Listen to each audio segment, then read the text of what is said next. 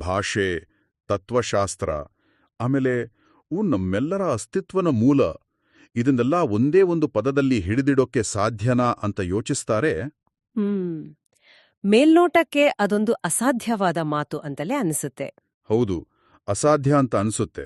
ಆದರೆ ಇವತ್ತಿನ ನಮ್ಮ ಈ ಆಳವಾದ ವಿಶ್ಲೇಷಣೆಗೆ ನಾವು ತೆಗೆದುಕೊಂಡಿರುವ ಮೂಲಗಳನ್ನ ನೋಡಿದಾಗ ಇದು ಖಂಡಿತ ಸಾಧ್ಯ ಅಂತ ಅನಿಸುತ್ತೆ. ನಿಜ. ಹೈದರಾಬಾದಿನ ಶ್ರೀ ಗಾಯತ್ರಿ ಜ್ಯೋತಿಷ್ ವಿದ್ಯಾಪೀಠ ಒದಗಿಸಿರುವ ಬಹಳ ಕುತೂಹಲಕಾರಿಯಾದ ಮಾಹಿತಿಯನ್ನ ನಾವಿವತ್ತು ಬಿಡಿಸಿ ನೋಡಲಿದ್ದೇವೆ. ಅಂದ್ರೆ ನಮ್ಮ ಇಂದಿನ ಮುಖ್ಯ ಗುರಿ ಬಂದು ವಿಷ್ಣು ಸಹಸ್ರನಾಮದ 25ನೇ ನಾಮವಾದ ಸರ್ವಃ ಅನ್ನೋ ಪದದ ಅರ್ಥವನ್ನ ಆಳವಾಗಿ ಅರ್ಥ ಮಾಡ್ಕೊಳ್ಳೋದು. ಹೌದು, ಕೇವಲ ಆ ಒಂದೇ ಒಂದು ಪದ ನಮ್ಮ ಗ್ರಹಿಕೆಗೆ ನಿಲುಕುವ ಮತ್ತೆ ನಿಲುಕದ ಎಲ್ಲವನ್ನೂ ತನ್ನೊಳಗೆ ಹೇಗೆ ಅಡಗಿಸ್ಕೊಂಡಿದೆ ಅನ್ನೋದನ್ನ ಅನ್ವೇಷಣೆ ಮಾಡೋದು ಇಂದಿನ ಉದ್ದೇಶ. ಇದೊಂದು ಬಹಳ ಗಂಭೀರವಾದ ಹಾಗೆ ಕುತೂಹಲಕಾರಿಯಾದ ವಿಷಯ.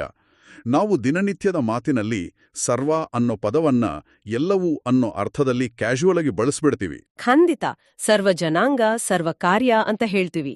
ಆದ್ರೆ ಈ ಮೂಲಗಳು ನಮ್ಗೆ ತೋರಿಸ್ಕೊಡ್ತಿರುವ ಆಯಾಮನೇ ಬೇರೆ ಇದೆ. ಅಂದ್ರೆ ಜ್ಞಾನದ ಮಿತಿಗಳನ್ನ ವಿಸ್ತರಿಸುವಂಥ ಒಂದು ಬಹಳ ಸೂಕ್ಷ್ಮವಾದ ತತ್ವಶಾಸ್ತ್ರ ಈ ಒಂದೇ ಪದದೊಳಗೆ ಅಡಗಿದೆ ಅಲ್ವಾ? ಹೌದು. ಕೇವಲ ಒಂದು ಶಬ್ದ ಇಡೀ ಬ್ರಹ್ಮಾಂಡದ ಸ್ವರೂಪವನ್ನ ಹೇಗೆ ವಿವರಿಸಬಲ್ಲದು ಅಂತ ಅರ್ಥ ಮಾಡ್ಕೊಳ್ಳೋದು ನಿಜಕ್ಕೂ ಅದ್ಭುತ. ಹಾಗಾದ್ರೆ ಈ ಪದದ ಮೂಲ ಅರ್ಥದಿಂದಲೇ ಶುರು ಮಾಡೋಣ. ನಮ್ಮ ಮೂಲಗಳ ಪ್ರಕಾರ ಸಂಸ್ಕೃತದ ಸರ್ವ ಅನ್ನೋ ಪದದ ಅರ್ಥ ಕೇವಲ ಕಣ್ಣಿಗೆ ಕಾಣುವ ಎಲ್ಲವೂ ಅಂತ ಮಾತ್ರ ಇಲ್ಲ. ಹೌದು, ಅದು ಎಲ್ಲ ಅಭಿವ್ಯಕ್ತಿಗಳು ಮತ್ತು ಅದರಾಚೆಗಿನ ಎಲ್ಲವೂ ಅನ್ನೋದನ್ನ ಸೂಚಿಸುತ್ತೆ. ಅಂದ್ರೆ ಕೇವಲ ನಮ್ಮ ಪಂಚೇಂದ್ರಿಯಗಳಿಗೆ ನಿಲುಕುವ ವಿಚಾರಗಳು ಮಾತ್ರವಲ್ಲ, ನಮ್ಮ ಗ್ರಹಿಕೆಗೆ ನಿಲುಕದ ಪ್ರಪಂಚವನ್ನ ಕೂಡ ಇದು ಒಳಗೊಂಡಿದೆ ಅಂತಾಯ್ತು. ಎಕ್ಸಾಕ್ಟ್ಲಿ. ನೋಟ್ಸ್ನಲ್ಲಿ ಇನ್ನೊಂದು ಮಾತಿದೆ, ಸರ್ವಃ ಸರ್ವಸ್ಯ ಜಗತೋ ಅಂತ. ಅಂದ್ರೆ ಇದು ಸಮಸ್ತ ಜ್ಞಾನದ ಒಟ್ಟು ಮೊತ್ತ ಅಂತ. ಇದು ಕೇಳೋಕೆ ಬಹಳ ಚೆನ್ನಾಗಿದೆ. ಆದ್ರೆ ಇದನ್ನ ನಾವು ಪ್ರಾಕ್ಟಿಕಲ್ ಆಗಿ ಅರ್ಥ ಮಾಡ್ಕೊಳ್ಳೋದು ಹೇಗೆ? ಅದನ್ನ ಅರ್ಥ ಮಾಡ್ಕೊಳ್ಳಕ್ಕೆ ನಮ್ಮ ಪ್ರಾಚೀನ ಉಪನಿಷತ್ತುಗಳು ಬಳಸುವ ಉದಾಹರಣೆಗಳನ್ನ ತೆಗೆದುಕೊಳ್ಬೇಕು. ಅವರು ಇಂಥ ಸಂಕೀರ್ಣ ವಿಚಾರಗಳನ್ನ ವಿವರಿಸೋಕೆ ಬಹಳ ಸರಳವಾದ ರೂಪಕಗಳನ್ನ ಬಳಸ್ತಿದ್ರು ಅಲ್ವಾ? ಹೌದು. ಈಶಾವಾಸ್ಯ ಉಪನಿಷತ್ತಿನ ಒಂದು ಸಾಲನ್ನ ನಮ್ಮ ಮೂಲಗಳಲ್ಲಿ ಉಲ್ಲೇಖಿಸಲಾಗಿದೆ. ದ್ಯಾವಾ ಪೃಥ್ವಿ ಜನಯನ್ ದೇವ ಏಕಃ ಅಂತ. ಓಕೆ, ಅಂದ್ರೆ ಈ ಇಡೀ ಬ್ರಹ್ಮಾಂಡದ ಸೃಷ್ಟಿಕರ್ತ ಒಬ್ಬನೇ ಅಂತನಾ? ಹೌದು, ಆತನೇ ಈ ಜಗತ್ತನ್ನ ಸೃಷ್ಟಿಸುವವನು ಮತ್ತೆ ಅದನ್ನ ಪೋಷಿಸುವವನು ಕೂಡ. ಇದನ್ನೇ ವಿವರಿಸೋಕೆ ಉಪನಿಷತ್ತು ಅಗ್ನಿ ಅಂದ್ರೆ ಬೆಂಕಿಯ ಉದಾಹರಣೆಯನ್ನ ನೀಡುತ್ತೆ. ಒಮ್ಮನಲ್ಲಿ ಈ ಬೆಂಕಿಯ ಉದಾಹರಣೆಯನ್ನ ಸ್ವಲ್ಪ ಬಿಡಿಸಿ ನೋಡೋಣ. ಬೆಂಕಿ ಹೇಗೆ ಈ ಸರ್ವ ಅನ್ನೋ ಪರಿಕಲ್ಪನೆಯನ್ನ ವಿವರಿಸತ್ತೆ? ಅಂದ್ರೆ ಏಕ ಏವಾಗ್ನಿಹಿ ಬಹುಧಾ ಸಮಿದ್ದಃ ಅಂತ ಹೇಳ್ತಾರೆ. ಒಂದೇ ಬೆಂಕಿ ಹಲವು ರೀತಿಯಲ್ಲಿ ಉರಿಯುತ್ತೆ ಅಂತ. ಅಂದ್ರೆ ನಾನೊಂದು ಕ್ಯಾಂಪ್ ಫೈರ್ ನೋಡ್ಬೋದು, ಅಥವಾ ಗ್ಯಾಸ್ ಸ್ಟೋವ್ ಮೇಲಿರೋ ಸಣ್ಣ ಬೆಂಕಿಯನ್ನ ನೋಡ್ಬೋದು. ಇವೆರಡು ಬೇರೆ ಬೇರೆ ಅಲ್ವಾ? ಮೇಲ್ನೋಟಕ್ಕೆ ಬೇರೆ ಬೇರೆಯಾಗಿ ಕಾಣ್ತವೆ, ಆದ್ರೆ ನೋಡಿ ಮೂಲತಃ ಅಲ್ಲ. ಯೋಚಿಸಿ ನೋಡಿ, ಬೆಂಕಿ ಅನ್ನೋದು ಒಂದೇ ತತ್ವ, ಒಂದೇ ಶಕ್ತಿ. ನಾವು ಆ ಬೆಂಕಿಗೆ ಬೇರೆ ಬೇರೆ ಕಟ್ಟಿಗೆಗಳನ್ನ ಹಾಕಿದಾಗ ಅದು ಬೇರೆ ಬೇರೆದೇ ಆದ ಜ್ವಾಲೆಗಳಾಗಿ ಉರಿಯುತ್ತಿರುವ ಹಾಗೆ ನಮ್ಗೆ ಕಾಣುತ್ತೆ. ಹೌದು, ಒಂದು ಜ್ವಾಲೆ ದೊಡ್ಡದಾಗಿರ್ಬೋದು, ಮತ್ತೊಂದು ಸಣ್ಣದಾಗಿರ್ಬೋದು, ಬಣ್ಣ ಕೂಡ ಬದಲಾಬೋದು. ಖಂಡಿತ. ಆದ್ರೆ ಉರಿಯುತ್ತಿರುವ ಆ ಮೂಲ ಅಗ್ನಿ ಇದೆಯಲ್ಲ, ಆ ಶಕ್ತಿ ಒಂದೇ. ಅದೇ ರೀತಿ ಪರಮಸತ್ಯ ಅನ್ನೋದು ಒಂದೇ ಆಗಿದ್ರೂ ನಮ್ಮ ದೃಷ್ಟಿಕೋನಕ್ಕೆ ಅದು 10 ಹಲವು ರೂಪಗಳಲ್ಲಿ ಕಾಣುತ್ತೆ. ಓಹೋ, ಆ ಒಂದೇ ಆಗಿರುವ ಪರಮಸತ್ಯವನ್ನೇ ಸರ್ವಃ ಅಂತ ಕರೆಯೋದು. ಹೌದು. ಬೆಂಕಿಯ ರೂಪಕ ನಿಜಕ್ಕೂ ಕಣ್ಣಿಗೆ ಕಟ್ಟುವಂತಿದೆ. ಎಷ್ಟೇ ಬೇರೆ ಬೇರೆ ಜ್ವಾಲೆಗಳಾಗಿ ಕಂಡ್ರೂ ಅದರ ಹಿಂದಿರುವ ಶಾಖ ಶಕ್ತಿ ಒಂದೇ. ಹಾಗೆ ನೋಡಿದ್ರೆ ಉಪನಿಷತ್ತುಗಳ ಶಾಂತಿ ಪಾಠದಲ್ಲಿ ಬರುವ ಪೂರ್ಣಮದಃ ಅನ್ನೋ ಸಾಲು ಕೂಡ ಇದೇ ಮೂಲದ ಬಗ್ಗೆ ಮಾತನಾಡ್ತೆ ಅನಿಸ್ತೆ. ನಿಜ. ಪೂರ್ಣಮದಃ ಅಂದ್ರೆ ಪರಮ ಸತ್ಯವು ಸಂಪೂರ್ಣವಾದದ್ದು ಮತ್ತು ಎಲ್ಲದರ ಸಮಗ್ರ ರೂಪ ಅಂತ ಮೂಲಗಳು ಹೇಳುತ್ತವೆ. ಆದ್ರೆ ಇಲ್ಲಿ ನನಗೊಂದು ಪ್ರಶ್ನೆ ಕಾಡುತ್ತೆ. ಇದೆಲ್ಲ ಥಿಯರಿಯಲ್ಲಿ ಕೇಳೋಕೆ ಬಹಳ ಚೆನ್ನಾಗಿದೆ, ಎಲ್ಲವೂ ಒಂದೇ, ಎಲ್ಲವೂ ಸಮಗ್ರ ಅಂತ. ಕೇಳಿ. ನಾವು ಪ್ರತಿದಿನ ಜಗತ್ತನ್ನ ನೋಡಿದಾಗ ಅಲ್ಲಿ ಕೇವಲ ಭಿನ್ನಾಭಿಪ್ರಾಯ, ಪ್ರತ್ಯೇಕತೆ, ಗೊಂದಲಗಳೇ ತುಂಬಿವೆ ಅಂತ ಅನಿಸುತ್ತೆ ಅಲ್ವಾ? ಹೌದು. ನಾವೆಲ್ಲರೂ ಹೊರಗಿನಿಂದ ಜಗತ್ತನ್ನ ನೋಡುವಾಗ ನಮ್ಗೆ ಪ್ರತ್ಯೇಕತೆಯೇ ಎದ್ದು ಕಾಣೋದು ಸಹಜ. ಜಗತ್ತು ಇಷ್ಟು ಕಾಂಪ್ಲೆಕ್ಸ್ ಆಗಿರುವಾಗ ಈ ಪ್ರಾಚೀನ ಪಠ್ಯಗಳು ಈ ಏಕತೆ ಅನ್ನೋ ಕಾನ್ಸೆಪ್ಟನ್ನ ಹೇಗೆ ಸಮರ್ಥಿಸಿಕೊಳ್ತವೆ? ಇದೊಂದು ಬಹಳ ಮುಖ್ಯವಾದ ಪ್ರಶ್ನೆ.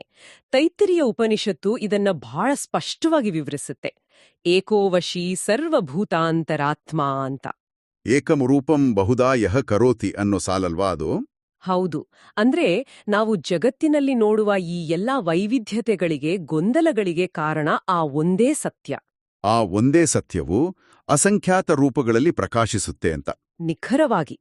ಒಂದು ಮರದಲ್ಲಿ ಸಾವಿರಾರು ಎಲೆಗಳಿರಬಹುದು. ಪ್ರತಿಯೊಂದು ಎಲೆಯೂ ಬೇರೆ ಬೇರೆ ದಿಕ್ಕಿನಲ್ಲಿ ಬೆಳಿತಿರಬಹುದು. ಒಂದಕ್ಕೊಂದು ತಾಗಿದಾಗ ಸದ್ದು ಮಾಡಬಹುದು. ಆದರೆ ಅವೆಲ್ಲಕ್ಕೂ ಜೀವ ಕೊಡ್ತಾ ಇರೋ ಬೇರು ಒಂದೇ ಅಲ್ವೇ? ಅದೇ ಮುಖ್ಯವಾದ ಪಾಯಿಂಟ್. ನಾವು ಪ್ರತ್ಯೇಕತೆಯನ್ನ ನೋಡ್ತೇವಿ, ಆದ್ರೆ ಅಲ್ಲಿರೋದು ಕೇವಲ ಏಕತೆ. ಆ ಸಮಗ್ರ ಏಕತೆಯೇ ಸರ್ವ. ಮರ ಮತ್ತೆ ಬೇರಿನ ಉದಾಹರಣೆ ಈ ವಿಚಾರವನ್ನ ಇನ್ನೂ ಸುಲಭವಾಗಿ ಅರ್ಥೈಸುತ್ತೆ. ಈಗ ಈ ತತ್ವಶಾಸ್ತ್ರದ ಚೌಕಟ್ಟಿನಿಂದ ಸ್ವಲ್ಪ ಹೊರಬರೋಣ. ಖಂಡಿತ. ವಿವಿಧ ಸಂಪ್ರದಾಯಗಳು ಈ ಸರ್ವ ಅನ್ನೋ ಪದವನ್ನ ಹೇಗೆ ನೋಡ್ತಾವೆ ಅನ್ನೋದ್ರ ಕಡೆ ಗಮನ ಹರಿಸೋಣ. ನಮ್ಮ ಮೂಲಗಳು ಪಾಂಚರಾತ್ರ ಸಂಪ್ರದಾಯದ ಅಹಿರ್ಬುಜ್ಞ ಸಂಹಿತೆಯ ಕಡೆಗೆ ನಮ್ಮ ಗಮನ ಸೆಳೆಯುತ್ತವೆ. ಇಲ್ಲಿ ಒಂದು ಅಚ್ಚರಿಯ ವಿಷಯ ಇದೆ. ಈ ಸಂಪ್ರದಾಯದಲ್ಲಿ ಸರ್ವ ಅನ್ನೋ ಪದವನ್ನ ಭಗವಾನ್ ನರಸಿಂಹನಿಗೆ ಅನ್ವಯಿಸಲಾಗಿದೆ. ಪಾಂಚರಾತ್ರ ಸಂಪ್ರದಾಯ ಅಂದ್ರೇನು ಅನ್ನೋದನ್ನ ಮೊದಲು ಸ್ವಲ್ಪ ಅರ್ಥ ಮಾಡ್ಕೊಳ್ಳೋದು ಒಳ್ಳೇದಲ್ವಾ? ಹೌದು. ಇದು ಪ್ರಾಚೀನ ವೈಷ್ಣವ ಆಗಮಗಳ ಒಂದು ಪ್ರಮುಖ ವಿಭಾಗ. ದೇವಾಲಯಗಳ ನಿರ್ಮಾಣ, ಪೂಜಾ ವಿಧಾನಗಳು, ಬ್ರಹ್ಮಾಂಡದ ಸೃಷ್ಟಿಯ ಬಗ್ಗೆ ಇದು ಆಳವಾದ ವಿವರಣೆ ನೀಡುತ್ತೆ. ಈ ಸಂಪ್ರದಾಯದಲ್ಲಿ ಭಗವಾನ್ ನರಸಿಂಹನ ಉಲ್ಲೇಖ ಬರೋದು ಬಹಳ ಅರ್ಥಪೂರ್ಣವಾಗಿದೆ ಅಂತ ಮೂಲಗಳು ಹೇಳ್ತವೆ. ಹೌದು. ನರಸಿಂಹ ಅವತಾರದ ಕಥೆ ಬಹುತೇಕ ಎಲ್ಲರಿಗೂ ತಿಳಿದಿರುವಂತಹದ್ದೇ. ಬಾಲಕ ಪ್ರಹ್ಲಾದ್ನ ಪ್ರಾರ್ಥನೆಯ ಮೇರೆಗೆ ಭಗವಂತ ತಕ್ಷಣವೇ ಕಂಬದಿಂದ ಪ್ರತ್ಯಕ್ಷನಾಗ್ತಾನೆ. ಹೌದು. ಆದ್ರೆ ಇದೊಂದು ಕೇವಲ ನಾಟಕೀಯವಾದ ಕಥೆ ಮಾತ್ರವಲ್ಲ. ನನಗನ್ಸೋ ಹಾಗೆ ಇದೊಂದು ಕಾನ್ಸೆಪ್ಟ್ನ ಪ್ರೂಫ್ ಇದ್ದಾಗೆ ಅಲ್ವಾ? ಅಂದ್ರೆ ಒಂದು ಕಂಬ ಕೇವಲ ಮರ ಅಥವಾ ಕಲ್ಲಿನಿಂದ ಮಾಡಿದ ಜಡವಸ್ತು. ಖಂಡಿತ. ಅಂತಹ ಜಡ ವಸ್ತುವಿನ ಒಳಗೂ ಆ ಸುಪ್ರೀಂ ಪವರ್ ಇತ್ತು ಅನ್ನೋದನ್ನ ಈ ಕಥೆ ಹೇಳುತ್ತೆ. ಆತ ಸೃಷ್ಟಿಯ ಪ್ರತಿಯೊಂದು ಕಣದಲ್ಲೂ, ಜಡವೆಂದು ನಾವು ಭಾವಿಸುವ ಕಂಬದಲ್ಲೂ ವ್ಯಾಪಿಸಿದ್ದಾನೆ ಅನ್ನೋದನ್ನ ಇದು ಸಾಬೀತುಪಡಿಸುತ್ತಲ್ವಾ? ನಿಖರವಾಗಿ. ಭಗವಂತನ ಅಸ್ತಿತ್ವವಿಲ್ಲದ ಜಾಗವೇ ಈ ಇಡೀ ಬ್ರಹ್ಮಾಂಡದಲ್ಲಿ ಇಲ್ಲ. ಅದಕ್ಕಾಗಿಯೇ ಆತನನ್ನ ಸರ್ವ ಅಂತ ಕರೆಯೋದು. ಇದೇ ಪಠ್ಯದಲ್ಲಿ ಇನ್ನೊಂದು ಸ್ವಾರಸ್ಯಕರ ಅಂಶವಲ್ಲೂ ಕೂಡ ಉಲ್ಲೇಖಿಸಲಾಗಿದೆ. ಹೌದು.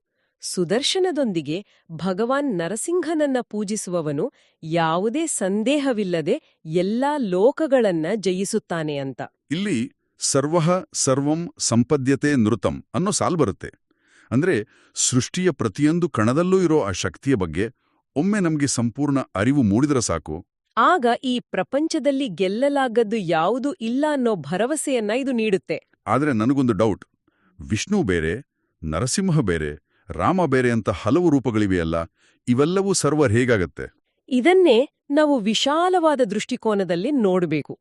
ಭಗವಂತ ತನ್ನ ಶಾಶ್ವತ ಸ್ವರೂಪಕ್ಕೆ, ತನ್ನ ಮೂಲ ತತ್ವಕ್ಕೆ ಭಂಗ ಬಾರದ ಹಾಗೆ ಯಾವುದೇ ರೂಪ ತಾಳಬಲ್ಲ. ಅಂದ್ರೆ ಆತನೊಳಗೆ ಎಲ್ಲವೂ ಬೆಳಗತ್ತೆ, ಮತ್ತೆ ಆತನ ವ್ಯಾಪ್ತಿಯಿಂದ ಹೊರಗಿರೋದು ಯಾವುದೂ ಇಲ್ಲ ಅಂತನಾ? ಹೌದು. ಆತನಿಗೆ ಸೇರದೇ ಇರುವಂತಹದ್ದು ಈ ಬ್ರಹ್ಮಾಂಡದಲ್ಲಿ ಯಾವುದೂ ಇಲ್ಲ. ಇದನ್ನ ಅರ್ಥ ಮಾಡಿಕೊಳ್ಳಕ್ಕೆ ನಾವೊಂದು ಆಧುನಿಕ ಉದಾಹರಣೆ ತೆಗೆದುಕೊಳ್ಳಬಹುದು.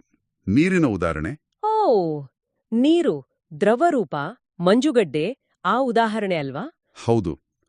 ನೀರು ನಾರ್ಮಲ್ ಆಗಿದ್ದಾಗ ದ್ರವರೂಪದಲ್ಲಿರುತ್ತೆ. ಅದನ್ನ ಫ್ರೀಜರ್ನಲ್ಲಿಟ್ರೆ ಮಂಜುಗಡ್ಡೆ ಆಗುತ್ತೆ. ಕುದಿಸಿದ್ರೆ ಹಬೆ ಆಗುತ್ತೆ. ಈ ಮೂರು ರೂಪಗಳು ಬೇರೆ ಬೇರೆಯಾಗಿ ಕಂಡ್ರೂ ಅವುಗಳ ಮೂಲ ಸಂಯೋಜನೆ ಅಂದ್ರೆ H2O ಅನ್ನೋದು ಬದಲಾಗೋದಿಲ್ಲ. ಎಕ್ಸಾಕ್ಟ್ಲಿ. ಹಾಗೆಯೇ ಭಗವಂತ ಯಾವ ರೂಪ ತಾಳಿದರೂ ಆತನ ಮೂಲ ಶಕ್ತಿ ಬದಲಾಗುವುದಿಲ್ಲ. ಬಹಳ ಅದ್ಭುತವಾದ ಉದಾಹರಣೆ. ಇದನ್ನೇ ತತ್ವಶಾಸ್ತ್ರದಲ್ಲಿ ವ್ಯಾಪಕತ್ವಾತ್ ವಿಷ್ಣುಃ ಅಂತ ಕರೆಯೋದು. ಎಲ್ಲೆಡೆಯೂ ವ್ಯಾಪಿಸಿರುವವನೇ ವಿಷ್ಣು, ಆತನೇ ಪೂರ್ಣ, ಆತನೇ ಸಮಗ್ರ. ಅಲ್ವಾ? ಹೌದು. ಅಸಂಖ್ಯಾತ ರೂಪಗಳನ್ನ ತಾಳಿದರೂ ಮೂಲತಃ ಆತ ಬದಲಾಗುವುದಿಲ್ಲ. ಅದೇ ಸರ್ವಪದದ ಹಿಂದಿರುವ ಶಕ್ತಿ. ಓಕೆ. ಇಲ್ಲಿವರೆಗೆ ನಾವು ಹೊರಗಿನ ಪ್ರಪಂಚ, ಕಂಬ, ಅವತಾರಗಳು ಇವುಗಳ ಬಗ್ಗೆ ಮಾತನಾಡಿದ್ವಿ. ಆದರೆ ಈ ಮೂಲಗಳು ನಮ್ಮನ್ನ ಮತ್ತೊಂದು ಆಳವಾದ ವಿಚಾರದ ಕಡೆಗೆ ಕೊಂಡೊಯ್ತವೆ. ಭಗವದ್ಗೀತೆಯಲ್ಲಿ ಶ್ರೀಕೃಷ್ಣನು ಅರ್ಜುನನಿಗೆ ಹೇಳಿದ ಮಾತುಗಳು. ಆ ಶ್ಲೋಕ ಹೀಗಿದೆ ಅಲ್ವಾ? ಅಹಮಾತ್ಮ ಗುಡಾಕೇಶ ಸರ್ವಭೂತಾಶಯ ಸ್ಥಿತ ಅಹಂ ಆದಿಶ್ಚ ಮಧ್ಯಂ ಚ ಭೂತಾನಾಂ ಅಂತಮೇವ ಚ. ಹೌದು. ಇದು ಸರ್ವ ಅನ್ನೋ ಪರಿಕಲ್ಪನೆಗೆ ಒಂದು ಹೊಸ ಆಯಾಮವನ್ನೇ ನೀಡುತ್ತೆ. ಅಂದ್ರೆ ನಾನು ಎಲ್ಲರ ಅಂತರಂಗದ ಪ್ರಜ್ಞೆ, ನಾನೇ ಎಲ್ಲದರ ಆದಿ, ಮಧ್ಯ ಮತ್ತು ಅಂತ್ಯ ಅಂತ. ಆತನೇ ಸರ್ವಸ್ವ, ಆತನೇ ಸರ್ವಃ. ಇಲ್ಲಿವರೆಗೂ ನಾವು ಹೊರಗಿನ ಬ್ರಹ್ಮಾಂಡದ ಬಗ್ಗೆ ಮಾತ್ರ ಮಾತಾಡ್ತಿದ್ವಿ. ಆದರೆ ಈ ಶ್ಲೋಕ ನಮ್ಮ ಒಳಗಿರೋ ಪ್ರಜ್ಞೆಯ ಬಗ್ಗೆಯೂ ಮಾತಾಡ್ತಿದೆ. ಜಗತ್ತಿನ ಆದಿ, ಮಧ್ಯ ಮತ್ತೆ ಅಂತ್ಯ ಆ ಪರಮಶಕ್ತಿ ಆಗಿದ್ರೆ ನಮ್ಮ ಅಸ್ತಿತ್ವದ ಮೂಲವೂ ಅದೇ ಆಗಿದೆ ಅಂತ ಅರ್ಥ ಅಲ್ವಾ? ಖಂಡಿತ. ಆ ಶಕ್ತಿ ಎಲ್ಲವೂ ಆಗಿದೆ. ಅದನ್ನೇ ಇಂಗ್ಲಿಷ್ನಲ್ಲಿ the B all and end all ಅಂತ ಕರೆಯೋದು. ಇದು ನಮ್ಮ ಚಿಂತನೆಯನ್ನ ಮತ್ತಷ್ಟು ವಿಸ್ತರಿಸುತ್ತೆ. ಆದರೆ ಇಲ್ಲಿಗೆ ಮುಗಿಯಲಿಲ್ಲ. ನಾವು ಒದಗಿಸಲಾದ ಮೂಲಗಳನ್ನ ಸೂಕ್ಷ್ಮವಾಗಿ ಗಮನಿಸಿದ್ರೆ ಅಲ್ಲೊಂದು ಅಚ್ಚರಿಯಿದೆ. ಹೌದು, ಒಂದು ಅತ್ಯಂತ ವಿಶಿಷ್ಟವಾದ, ಬಹುತೇಕರಿಗಷ್ಟಾಗಿ ಪರಿಚಯ ಇಲ್ಲದ ದೃಷ್ಟಿಕೋನ ಹೊಂದಿದೆ. ಭಗವದ್ಗೀತೆ, ಉಪನಿಷತ್ತು ಇವೆಲ್ಲ ಹಿಂದೂ ಧರ್ಮದ ಚೌಕಟ್ಟಿನಲ್ಲಿ ಬರ್ತವೆ. ಆದರೆ ಈ ಮೂಲಗಳು ಜೈನ ಧರ್ಮದ ದೃಷ್ಟಿಕೋನವನ್ನು ಕೂಡ ನಮ್ಮ ಮುಂದಿರ್ತವೆ. ನಿಖರವಾಗಿ ಇದೊಂದು ದೊಡ್ಡ ಕರ್ವ್ ಬಾಲ್ ಇದ್ದ ಹಾಗೆ. ಭಗವದ್ಗೀತೆ ಇಡೀ ಬ್ರಹ್ಮಾಂಡವೇ ಕೃಷ್ಣ ಅಥವಾ ಸರ್ವ ಅಂತ ಹೇಳಿದ್ರೆ, ಜೈನ ಧರ್ಮದ ಗ್ರಂಥ ಹೇಳೋದೇ ಬೇರೆ. ಹೌದು, ಶುಭಚಂದ್ರರ ಜ್ಞಾನಾರ್ಣವ ಅನ್ನೋ ಪಠ್ಯದ ಪ್ರಕಾರ ಸರ್ವ ಅನ್ನೋ ಪದದ ಅರ್ಥವೇ ಸಂಪೂರ್ಣವಾಗಿ ಬೇರೆ ರೀತಿಯಲ್ಲಿದೆ. ಇದು ಇಡೀ ಕಾನ್ಸೆಪ್ಟ್ ಅನ್ನ ಒಳಗಡೆ ತಿರುಗಿಸುತ್ತೆ. ಜೈನ ಧರ್ಮದ ಈ ಪಠ್ಯದ ಪ್ರಕಾರ ಸರ್ವ ಅಂದ್ರೆ ಕೇವಲ ಹೊರಗಿನ ಯಾವುದೋ ಶಕ್ತಿ ಅಲ್ಲ. ಅಂದ್ರೆ ಯಾವುದೋ ಅತಿಮಾನುಷ ಶಕ್ತಿಯಲ್ಲ, ಬದಲಾಗಿ ಅದು ಆತ್ಮ ಅಥವಾ ದ ಸೆಲ್ಫ್ ಅಂತ ಹೇಳ್ತಾರೆ. ಹೌದು, ಆತ್ಮವೇ ಅತ್ಯುತ್ತಮ ಸದ್ಗುಣಗಳ ಸಾಗರ. ಅದು ಸರ್ವಜ್ಞ, ಅದು ಸರ್ವವ್ಯಾಪಿ ಮತ್ತು ಎಲ್ಲಾ ರೂಪಗಳ ಪರಾಕಾಷ್ಠೆ ಅಂತ ವಿವರಿಸಲಾಗಿದೆ. ಅಂದ್ರೆ ಶುದ್ಧವಾದ, ಪರಿಪೂರ್ಣವಾದ ಮತ್ತು ಸರ್ವೋಚ್ಚವಾದ ಆತ್ಮವೇ ಸರ್ವ. ಇದು ನಿಜಕ್ಕೂ ನನ್ನ ಯೋಚನಾ ಲಹರಿಯನ್ನೇ ಬದಲಾಯಿಸ್ತಾ ಇದೆ. ನಾವು ಸರ್ವ ಅಂದ್ರೆ ಹೊರಗಿರೋ ಆಕಾಶ, ಭೂಮಿ, ಗ್ರಹಗಳು, ದೇವ್ರು ಅಂತ ಅನ್ಕೊಳ್ತೇವಿ. ಆದರೆ ಜೈನ ಧರ್ಮದ ಜ್ಞಾನಾರ್ಣವ ಪಠ್ಯವು ಆ ಶಕ್ತಿಯನ್ನ ನಮ್ಮೊಳಗೆ ಇರೋ ಅರಿವಿನ ರೂಪದಲ್ಲಿರೋ ಆತ್ಮಕ್ಕೆ ಹೋಲಿಸುತ್ತೆ. ಅದು ಸರ್ವಜ್ಞ ಅಂದ್ರೆ ಎಲ್ಲವನ್ನೂ ಬಲ್ಲಂತಹ ಶಕ್ತಿ ಅನ್ನುತ್ತೆ. ಹಿಂದೂ ಧರ್ಮ ಹೊರಗಿನಿಂದ ಒಳಗಡೆ ಬಂದ್ರೆ, ಜೈನ ಧರ್ಮ ಒಳಗಿನಿಂದ ಶುರುವಾಗಿ ಎಲ್ಲವನ್ನೂ ಆವರಿಸಿಕೊಳ್ಳುತ್ತೆ. ಆದರೆ ಎರಡೂ ಬಳಸುವ ಪದ ಒಂದೇ, ಸರ್ವ. ಇದು ನಿಜಕ್ಕೂ ಅದ್ಭುತವಾದ ಹೋಲಿಕೆ. ಇದನ್ನ ನಾವು ಒಂದು ಪರ್ವತವನ್ನ ಕೊರೆಯುವ ಕೆಲಸಕ್ಕೆ ಹೋಲಿಸಬಹುದು. ಎರಡು ಬೇರೆ ಬೇರೆ ಗುಂಪುಗಳು ಪರ್ವತದ ಎರಡು ವಿರುದ್ಧ ದಿಕ್ಕುಗಳಿಂದ ಸುರಂಗ ಕೊರೆಯುತ್ತಾ ಬರ್ತವೆ. ಆಮೇಲೆ ಅಂತಿಮವಾಗಿ ಪರ್ವತದ ಮಧ್ಯಭಾಗದಲ್ಲಿ ಎರಡು ಗುಂಪುಗಳು ಭೇಟಿಯಾಗ್ತವೆ ಅಲ್ವಾ? ಹೌದು, ಉಪನಿಷತ್ತುಗಳು ಹೇಳುವ ಪರಮಸತ್ಯ ಮತ್ತೆ ಜೈನ ಧರ್ಮ ಹೇಳುವ ಶುದ್ಧ ಆತ್ಮ ಎರಡೂ ಕೂಡ ಸರ್ವ ಅನ್ನೋ ಅದ್ಭುತ ಪರಿಕಲ್ಪನೆಯ ಎರಡು ಮುಖಗಳಿದ್ದಂತೆ. ದಾರಿ ಬೇರೆಯಾದರೂ ಗುರಿ ಒಂದೇ. ಇದು ನಿಜಕ್ಕೂ ಬಹಳ ಆಳವಾದ ವಿಚಾರ. ಈ ಎರಡೂ ಚಿಂತನೆಗಳ ಸಾರಾಂಶವನ್ನ ಒಟ್ಟಿಗೆ ತರುವ ಪ್ರಯತ್ನವನ್ನ ನಾವಿಲ್ಲಿ ನೋಡಬಹುದು.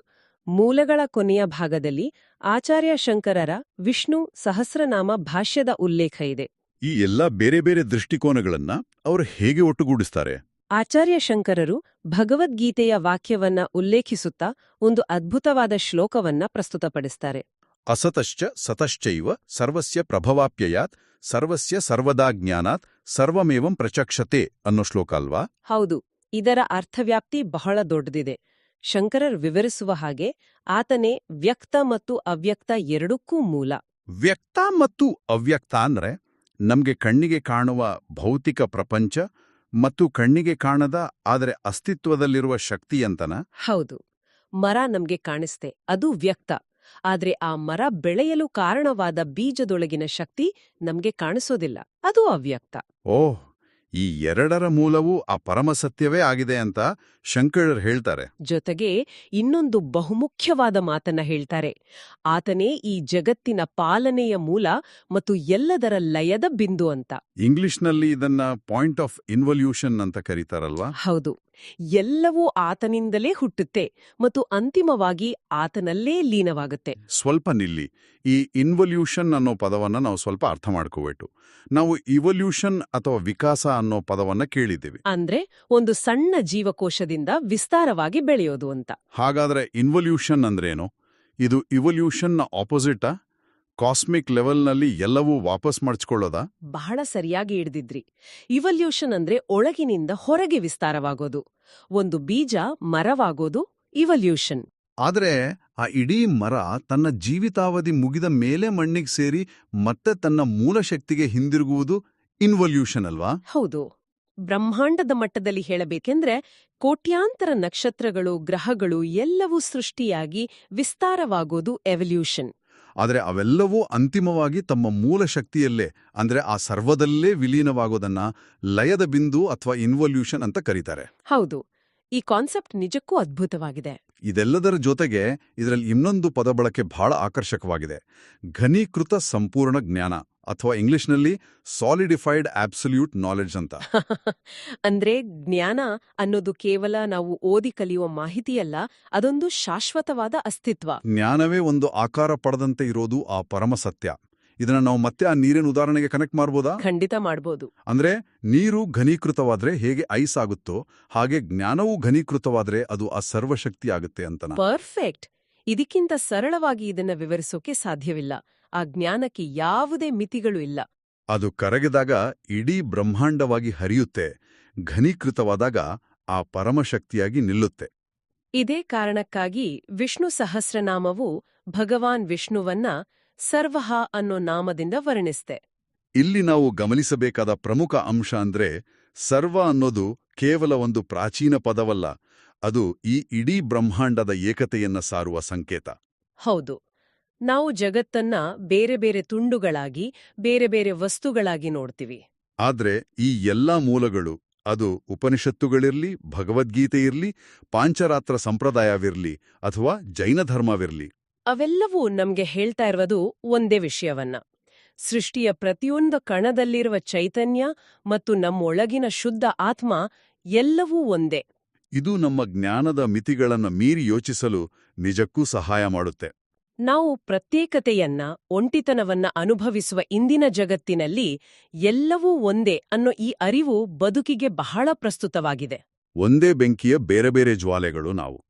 ಕಂಬದೊಳಗೂ ಇರೋ ನರಸಿಂಹನ ಕಥೆಯಿಂದ ಹಿಡಿದು ಗೀತೆಯ ನಾನೇ ಎಲ್ಲದರ ಆದಿ ಮಧ್ಯ ಅಂತ್ಯ ಅನ್ನೋ ವಾಣಿಯವರೆಗೆ, ಮತ್ತು ನಮ್ಮೊಳಗಿನ ಆತ್ಮವೇ ಆ ಸರ್ವಜ್ಞ ಶಕ್ತಿ ಅನ್ನೋ ಜೈನ ಧರ್ಮದ ನಿಲುವಿನವರೆಗೆ ಇವೆಲ್ಲವೂ ಒಂದೇ ಅದ್ಭುತ ಸತ್ಯದತ್ತ ಬೆರಳು ಮಾಡ್ತಿವೆ.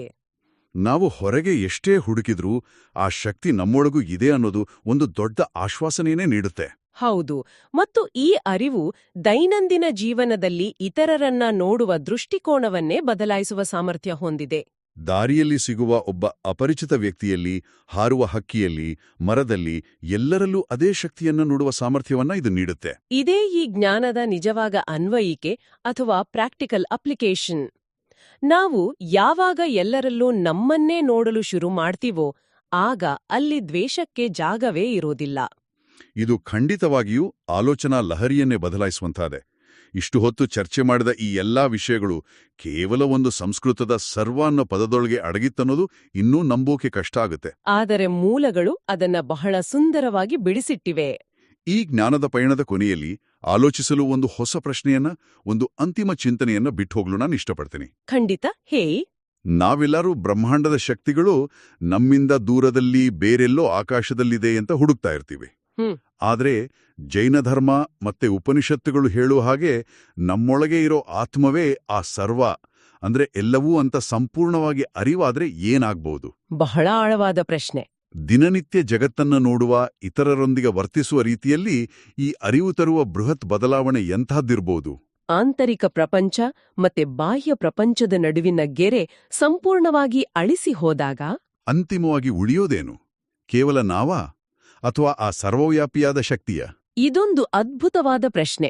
ಈ ಕುತೂಹಲಕಾರಿ ಮತ್ತು ಗಂಭೀರವಾದ ಪ್ರಶ್ನೆಯೊಂದಿಗೆ ಇಂದಿನ ನಮ್ಮ ಈ ಆಳವಾದ ವಿಶ್ಲೇಷಣೆಯನ್ನ ಇಲ್ಲಿಗೆ ಮುಕ್ತಾಯಗೊಳಿಸ್ತಿದ್ದೇವೆ. ಮುಂದಿನ ವಿಶ್ಲೇಷಣೆಯಲ್ಲಿ ಮತ್ತಷ್ಟು ಸ್ವಾರಸ್ಯಕರ ವಿಷಯಗಳೊಂದಿಗೆ ಸಿಗೋಣ.